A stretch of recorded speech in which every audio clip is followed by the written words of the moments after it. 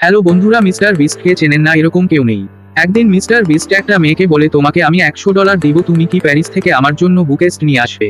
মেয়েটি বলেন না। তারপর মিস্টার বিস্ট আর একটি ছেলেকে বলে, আমি যদি তোমাকে $300 দেই, তুমি কি আমার জন্য প্যারিসে গিয়ে বুকেস্ট নিয়ে আসবে? ছেলেটি বলে, এক্ষুনি নাকি? মিস্টার বিস্ট বলে, জি এখনই তোমাকে যেতে হবে।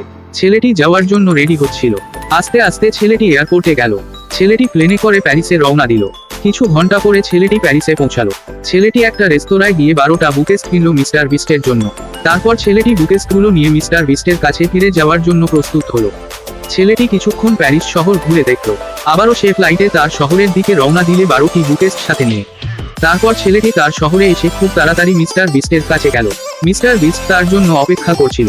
ছেলেটি রুমে এসে মিস্টার বিস্টের হাতে বুকেস্টগুলো হাতে দিল। মিস্টার বিস্ট বলছে, সত্যি কথা বলতে বুকেস্ট আমার একটাই লাগবে, আর এই নাও তোমার জন্য এই টাকাগুলো। ছেলেটি এতগুলো টাকা একসাথে পেয়ে অনেক খুশি হলো।